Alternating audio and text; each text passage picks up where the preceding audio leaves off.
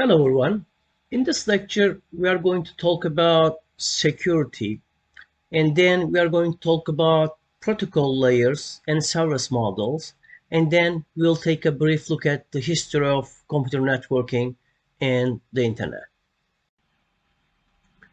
The internet was not originally designed with much security in mind. The reason is that in the first days of the internet, the main concern was to connect nodes and to achieve computer networking. So the main concern was being able to network devices and being able to exchange messages. Therefore, the security was not the primary concern at the time. And of course, if we think about the first days of the internet or the first days of the computer networking, and there weren't many users, there weren't many devices, and there weren't many types of protocols and various other applications. So most users were decent users of the internet or decent users of the computer networking. That's why security was not a concern in the beginning. And the original vision was the internet users were a group of mutually trusting users attached to a transparent network. But as the use of internet expanded, the designers were becoming more and more aware of the dangers of not having adequate security. Therefore, in a sense, they are playing catch up. So they are trying to harden the networks, harden the applications, and harden the devices with necessary security measures. And now, security is so important that we are considering security in all layers of the internet, and then we are going to talk about what these layers are and how we can achieve certain security at different levels. We now need to think about how bad guys can attack the computer networks and what are the ways that the bad guys are using to infiltrate our networks or to inflate our applications and various other types of networking uses. And of course, we have to think about how we can defend networks against malicious use, against security attacks, and then we have to consider about how we can have computer networking architectures that are resilient to attacks. Well, if the ideal is of course that the architecture should be immune to attacks, but that's like the holy grail. Therefore, we'll strive for designing network architectures that have the best security mechanisms and best practices in place. Now let's take a look at some of the techniques that the bad guys are using. One technique is called packet sniffing. Packet sniffing occurs on broadcast media. And some of the types of the broadcast media is shared Ethernet and wireless access. And here we have a network example, and we have a server at node A, and we have a desktop at node B. This is the server. Let's say this is the client, and then our malicious user, our bad guy, is located at node C, and here's our bad guy. And when the user at B sends packets to the server, now this packet can be intercepted by the bad guy over here at node C. Now in networking, the network interface cards, in short NIC, have a mode called promiscuous mode. Now in promiscuous mode, the attackers can sniff packets or intercept all the packets that are going on the link, because this link is actually a shared Ethernet, and this node B will send the packet in the broadcast mode, and this can enable attackers to sniff packets in the network. And in the promiscuous mode, the network interface reads and records all packets passing by, of course, including passwords. Now, if the application that we are using requires a password, that password will be sent via packets, and these packets may be intercepted by our bad guy over here using the method called packet sniffing. We have certain tools that can be used for packet sniffing. Now, not all these tools are actually designed for malicious purposes. They're also used for examining networks for various purposes, to examine the performances, to examine how the network is behaving, and so forth. So we have a piece of software called Wireshark, which is actually a packet sniffer. So depending on the use, you may use it for decent purposes, and also you may use it for packet sniffing for a malicious intent. And we are going to talk about Wireshark software, and it's actually a good tool to learn about networking. Another technique used by bad guys is creating a fake identity in packets. So in IP spoofing, the bad guys may inject a packet into the network with a false source address. Now, in our network diagram, we have a server A, and then we have a client B, and we have the bad guy, our attacker, at node C.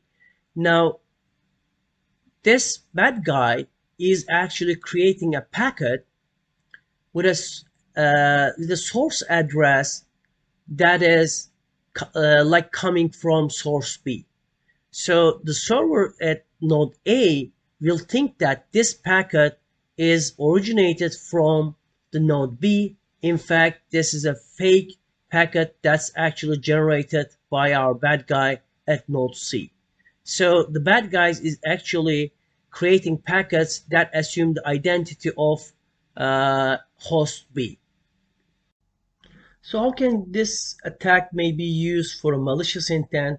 Well, let's give a superficial example for it. Let's assume that this innocent guy over here at node B has some money in his or her bank account, and then the attacker may send a packet to indicate that it transfers some money to his or her account over here, and then basically this server will think that this request is coming from a legitimate source, such as the original owner of the bank account, and then it will transfer the money to the bad guy at node C.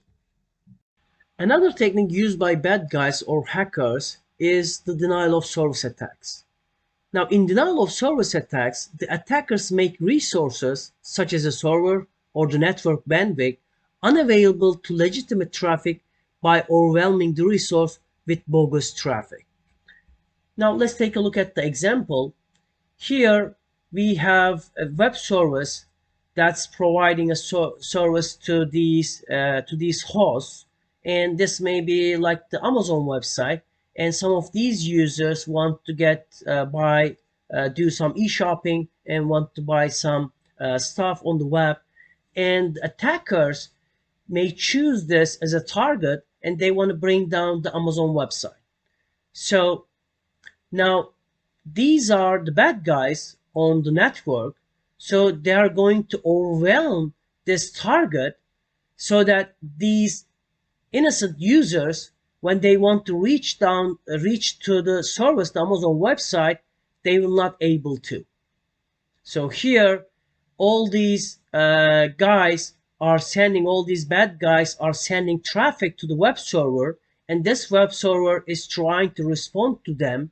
And of course, there is the capacity of these web servers, and at a certain time, they will not able to respond to legitimate traffic from these guys, so that these guys will see that this Amazon website is not functioning properly for them to get access.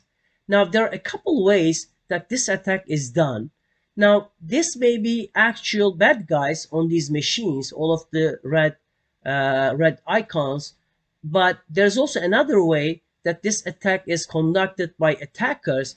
Now, while these may be real attackers, sometimes the attackers compromise certain users' computers, so that these are actually innocent user computers, but they are compromised, so they are used as a zombie machine. Now, this is called zombie machine in the computer security terminology. So the users, the actual owners of these machines, are unaware that their machines, their computers, are using for a denial of service attack. So in the background, the attackers install a program. So at a certain time, these programs are activated and they will send down messages to the Amazon website at the same time. So these may not be real bad guys, but this may be compromised machines or compromised hosts that are generating bogus traffic at the same time to a common target. And now these innocent users will not able to access this machine. So basically, in this attack, the service is denied for the legitimate traffic. Of course, the website owner will lose money, or the users, the actual users, will not able to access the service that they need. Now, this type of attack is actually called a distributed denial of service attack, because the attack occurs from multiple machines at the same time.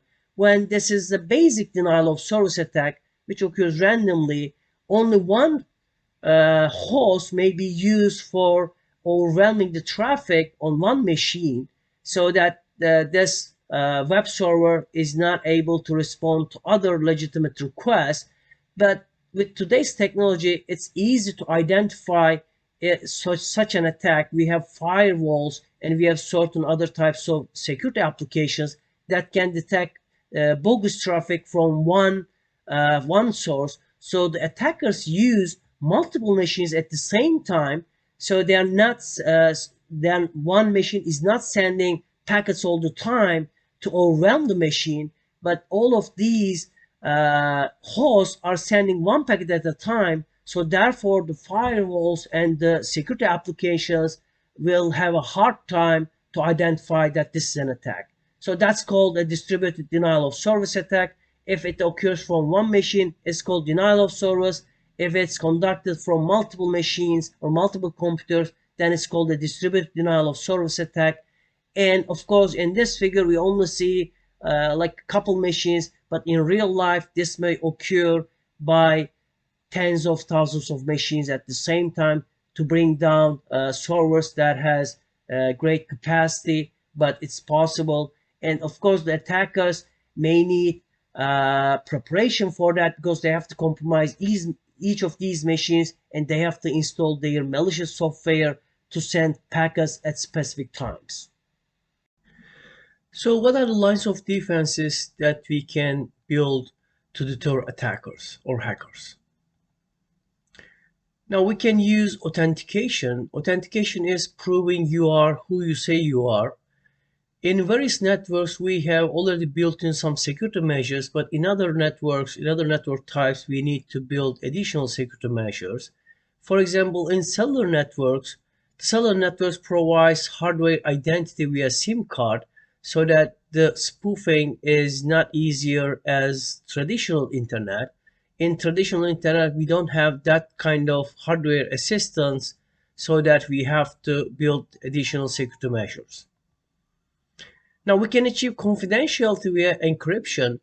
Remember that there is a way that attackers can sniff our packets, can sniff our messages, and in those matches, sometimes we may have passwords for accessing certain internet service or certain IT service. So with encryption, we may disable attackers to read the contents of our messages, so that they, even though they capture the packets, they capture the messages, they are not able to understand what that is. And we may have integrity checks with digital signatures. Now, the digital signatures prevents and detects tampering of documents or messages, so that the attackers may not create fake identities to claim that these documents are originated from them. So we may have those kind of lines of defenses in sharing documents. And we may, of course, access restrictions. Now, most of our IT services include a password protected systems, password protected mechanisms. So using passwords, we may restrict access to only authorized users. Of course, most of you heard of firewalls. Firewalls are specialized middle boxes in access that resides in our core networks as well as in our network edge. Normally, some of the security features in these firewalls are off by default, and these firewalls, when we customize these firewalls with additional security mechanisms, we can filter incoming packets to restrict senders, receivers, and applications. Now, these firewalls also helps us to detect and react to denial of service attacks or distributed denial of service attacks. So there are many lines of defenses that we can use to harden our networks, and we have to know when to use them, how to use them, and have better secured networks. Now let's talk about protocol layers and service models. The internet is actually very complex, and it has many pieces. It includes hosts, routers, links of various media such as guided or unguided media, applications, especially networking applications, and operating systems is involved in a great deal. We have protocol server governing the internet and computer networks, and we have a bunch of hardware and software involved in creating this complex network. Well, what fascinates me about computer networking and the internet is that it's probably the biggest human engineered system.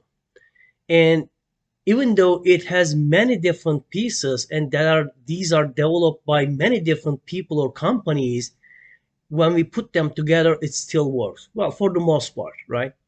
So how can we engineer such a system, and what is the architecture behind it so that we are able to create such a complex, such a vast system, and it works?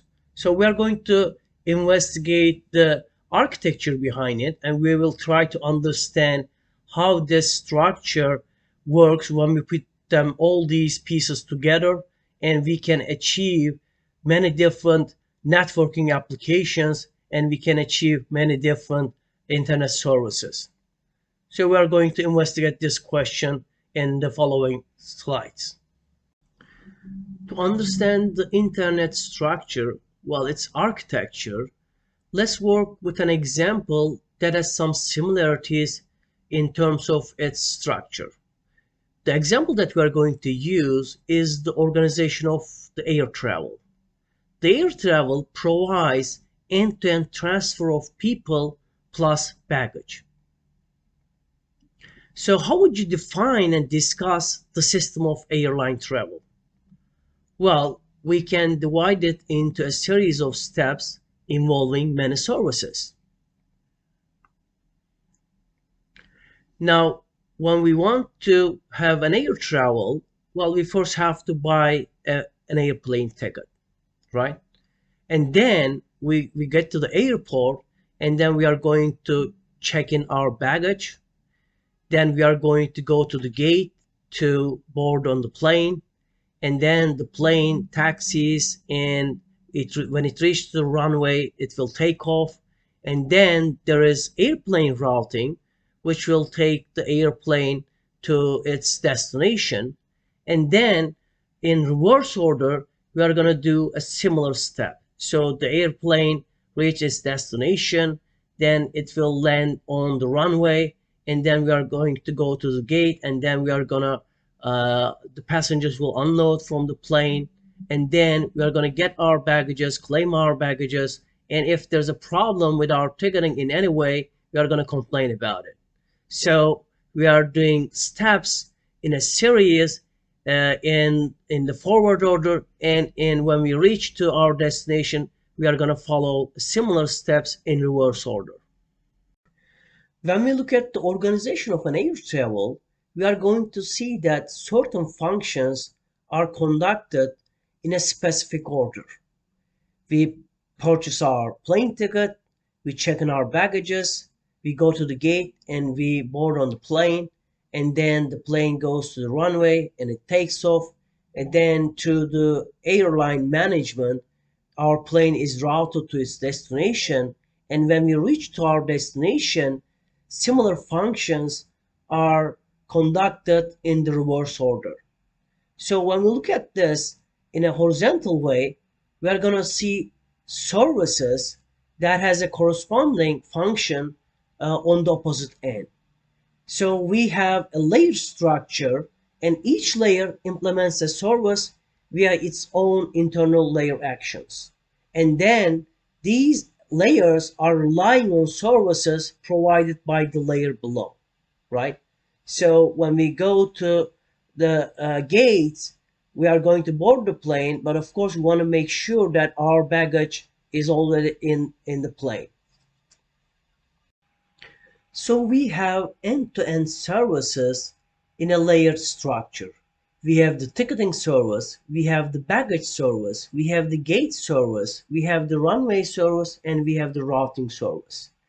Now, well, the baggage service, it has a lot of things going on behind the scenes, right? We check in the baggage, but there's a system behind that takes our baggage to the plane that we are going to board. And there are like bells that takes our baggage, reads the information on the baggage, and then forwards the baggage to the right plane. Now, going to the gate and boarding the plane is actually unaffected by what's happening in terms of baggage service. We only take a look at the end result, which is what we want is having our baggage on the plane that we are boarding. So also ticketing, right? We may get ticketing service from a number of companies, but when we reach to our plane that we're on the board on, so the ticketing service that we get from different agencies is unaffected by it.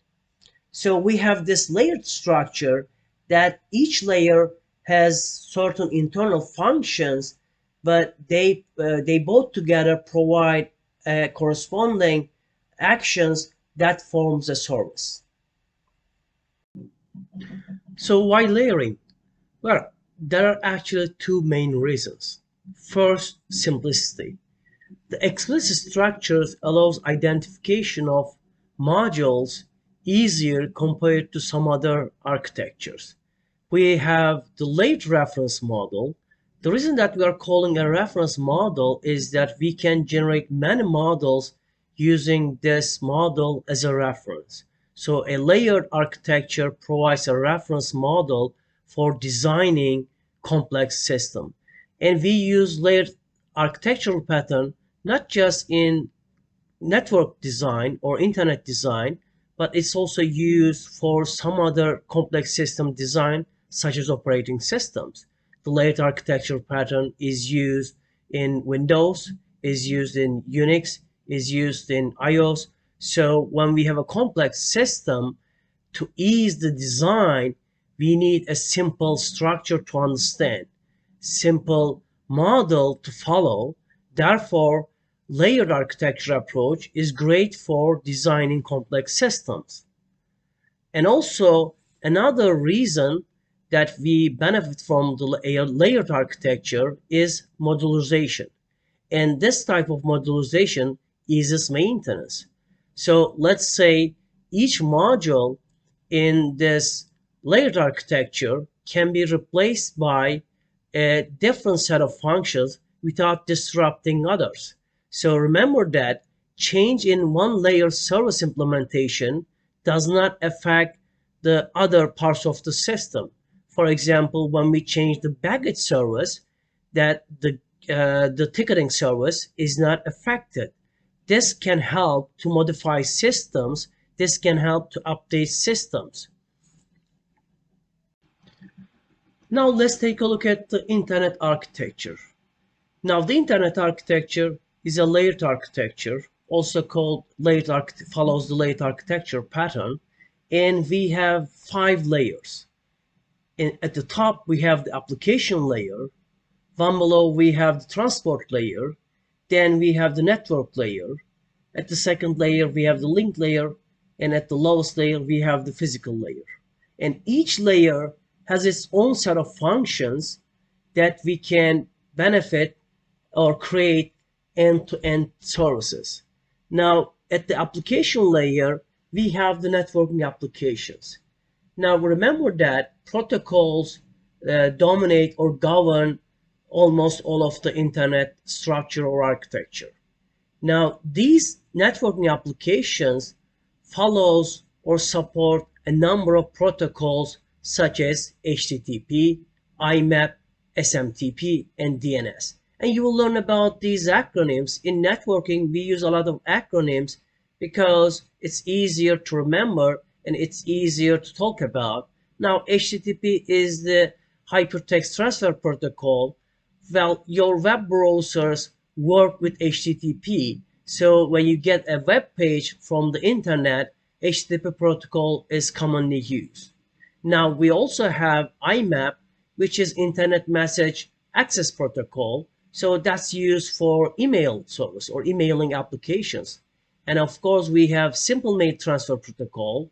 It's also used by email applications, but they have a little bit differences, and we are going to talk about later throughout the course. And we have DNS service, which is also called, which is short for domain naming service. Now, the networking course is actually designed as a top-down, following a top-down approach. So throughout the lectures, we are going to investigate each layer and its applications and its protocols related to that layer. So the chapter 2 is about the application layer. Then the next chapter is about the transport layer and network layer and link layer. And we are not going to discuss the details of physical layer because it's more related to the electrical engineering. But we are going to talk about wireless networks, and because that also works at the link layer. Now, at the 4th layer, we have the transport service, or we have the transport service. Now, the transport service works from process to process data transfer. And we have 2 common protocols that are used. There are actually many protocols that are actually working at this layer, but we are going to focus on the most common ones. Maybe most of the internet right now work with TCP and UDP. And TCP is Transmission Control Protocol, and UDP is User Datagram Protocol. And 1 layer below, we have the networking layer. Well, IP, I'm sure most of you heard about IP. That's Internet Networking Protocol. Most of our machines, most of our computers or smartphones, they all have an IP number, and that describes or that uniquely identifies a machine or a computer or a computing device in the internet. And we are using that address or that unique address to route datagrams from source to destination. And at this layer, we have routing protocols that can help us to route packets from one source to another destination. Now, 1 layer below, we have the link layer. This link layer helps us to transfer data between neighboring elements. Now, in our access networks, we mostly use Ethernet, 802.11, Wi-Fi, and point-to-point protocol. And remember that we have home networks, which we are using the Ethernet, and we are using Wi-Fi. And there are other types of access networks, such as enterprise networks, such as data center networks. So they all use link layer protocols to transfer data between nodes. And at the lowest layer, we have the physical layer. Now, the physical layer is focusing on how bits are transferred on the wire. So these are related to electrical signaling. And then, of course, this is a little bit more geared towards the electrical engineering topics. So that's why we are not going to focus much on the physical layer. We talk about end-to-end services concept. We talk about the layered architecture of the internet. Now let's see how messages are exchanged through encapsulation. We have our networking application installed on our machines, on our computers. These applications exchange messages to implement some application service using service of transport layer. So what kind of application service that we are talking about? Well, it's your email application. It's your browser application. It's your teleconferencing application. So all the things that you can think of that you're using on your laptops or on your smartphones that serves you for a networking purpose are your application services. Now, at the application layer, the application is actually relying on the service of the transport layer. So what happens at the transport layer? The transport layer protocol transfers message M, sometimes reliably or sometimes with a less in a relaxed way, depending on the protocol that you're using or depending on your protocol that you have chosen, from one process to another using service of network layer. Now, the application, when we want to get a web page from a web server, the request is divided into messages, and then at the transport layer, this message is encapsulated with a header, HT, header for the header from the transport layer. Now this header is determined, the field in this header is actually determined by the protocol that we are using. Remember our previous lectures when we talk about requests for RFCs, requests for comments, and then we talk about Internet Engineering Task Force. Internet Engineering Task Force actually published RFCs which details these protocols, and in each RFC actually related to the protocols, you will find a section where these header fields are explained and how these header fields are used.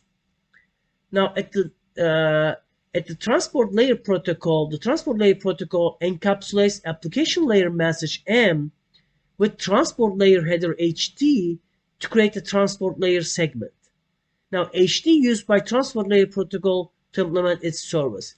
Now at this level, the information exchange is called segment. At the application layer, we have messages, we have a message. At the transport layer, we have segment. Now at the network layer protocol, well, you all heard of IP, I guess. So the Internet Working Protocol is one of the dominant protocols used at the network layer. The network layer protocol, IP, transfers transport layer segment from one host to another using link layer services. So the segment that's created at the transport layer is attached a header by the network layer, which is denoted by HN, and then this piece of information has become a datagram. Now this header used by the network layer protocol to implement its service. Again, similarly, there are fields in this header that will help devices working at the network layer to understand about this datagram and how it's going to be serviced. So we are actually encapsulating the message with headers at each level, and we are pushing it down the link. Now at the link layer protocol transfers datagram from host to neighboring host using network layer services. If you remember the things that we talk about access networks, we have our home networks, we have our enterprise networks, and we have mobile networks. In these networks, we had Ethernet service, Ethernet protocol. We were using Ethernet protocol through wired cabling, and we were using Wi-Fi to access our wireless router. Now, this is happening at the link layer. So at the link layer, the link layer protocol encapsulates network datagram with link layer header HL to create a link layer frame. So at the application layer, we have the message. At the transport layer, we have the segment. At the network layer, we have the datagram. And this datagram is encapsulated with a link layer header to become a frame. So what happens at the physical layer? Well, at the physical layer, our network interface cards takes the frame and converts them into physical signals and sends this frame onto the wire. So the physical layer is about converting the bits, each bit in the frame, to electrical signals. To understand the encapsulation better, let's take a look at the example of stacking dolls. Now these are called Matryoshka dolls.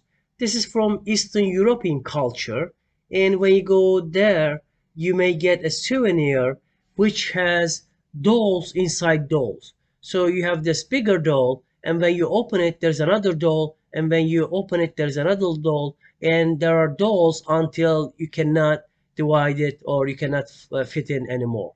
So when we look at the networking, we have the smallest doll, which is the message.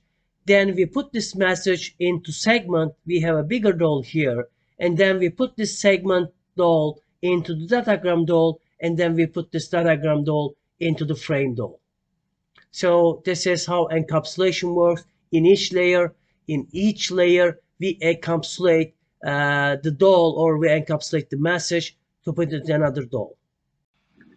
Now let's see encapsulation in action using the Matryoshka dolls in the internet architecture.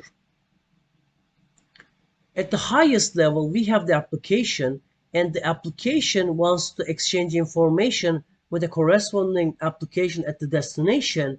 So this information is broken down into messages, and the application creates a message, and we have our smallest Matryoshka doll, which is the message. Now this message is pushed down onto the transport layer, and then we put our Matryoshka doll into a bigger one. Now our Matryoshka doll becomes a segment. Now at this level, the transport protocol places its header in front of the message. So this message becomes a segment with its attached header from the transport protocol. At the network layer, application is attaching the header. It's attaching its own header to the segment, and now our Matryoshka doll is placed into a bigger Matryoshka doll, and then our segment is put into a datagram. Well, of course, at the link layer, we put our doll into a bigger doll, and now this becomes a frame, and the link layer, the header is attached to the datagram. The frame created at the source will be sent to the destination, and then this frame will be processed in the reverse order. The link layer will read its header, and then will pass the datagram to the network layer. And the network layer, the header will be read, and the segment will be passed to transport layer, and the transport layer service will read the header information and will pass its message to the application layer.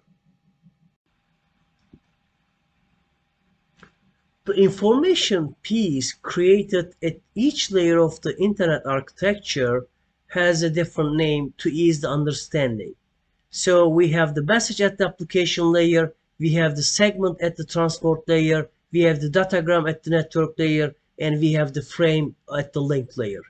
Now each layer attaches its related corresponding header information based on the protocol that's being used.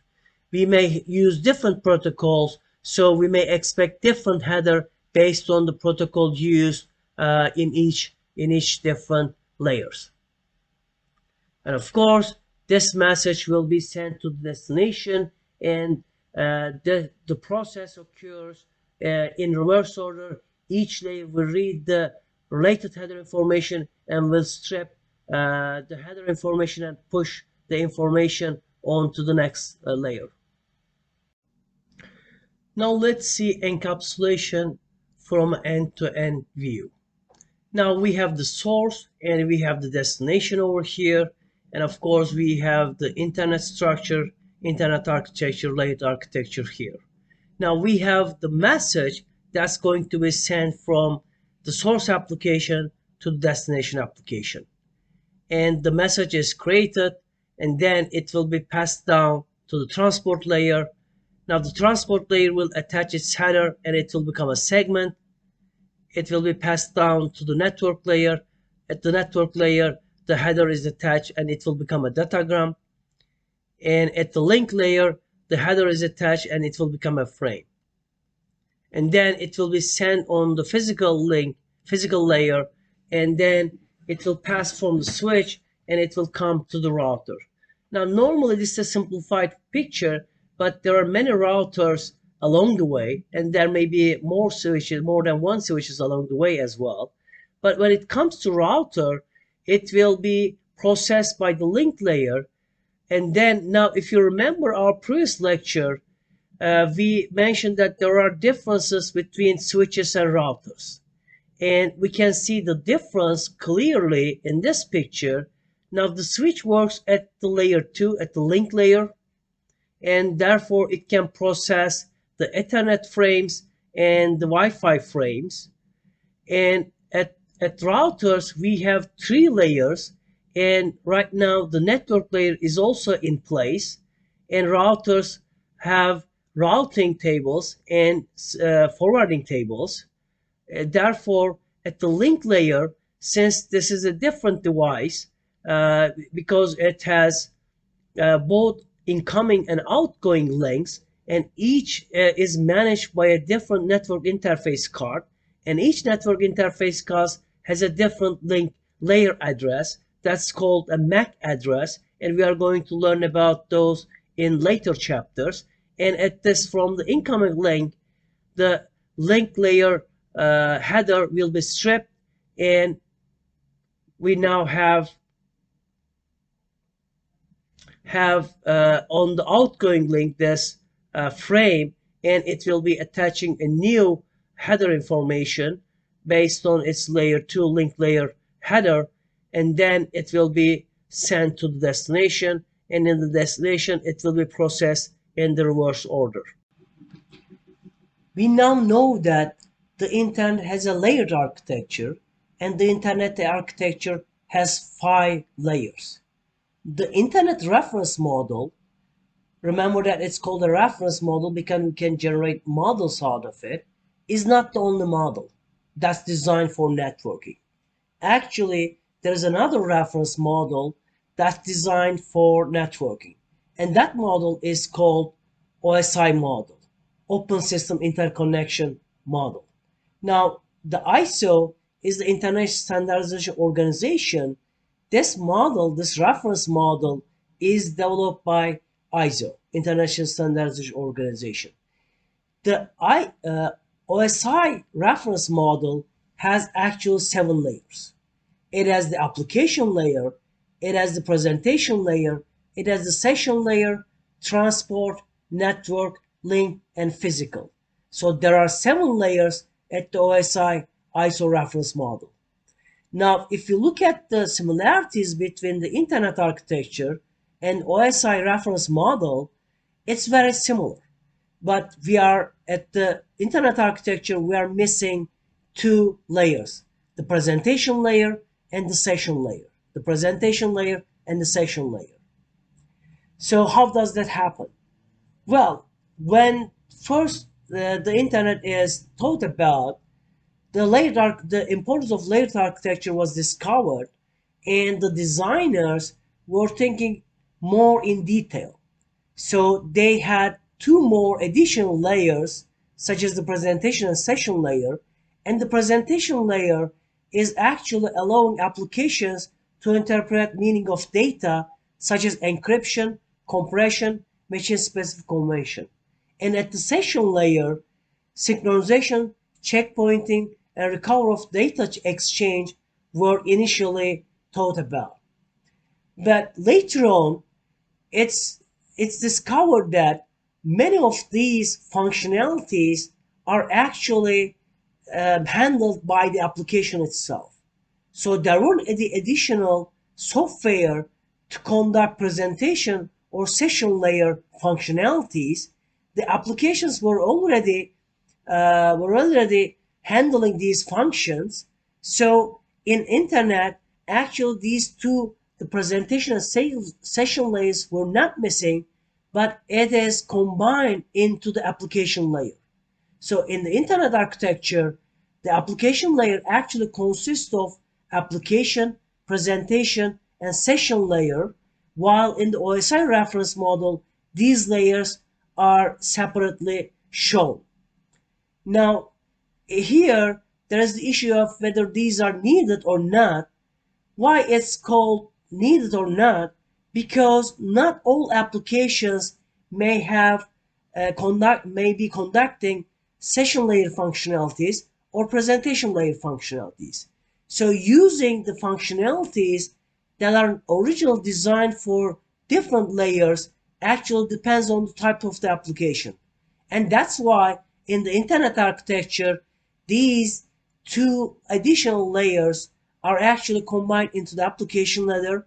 If needed, some of these functionalities are handled. If not, they are not present.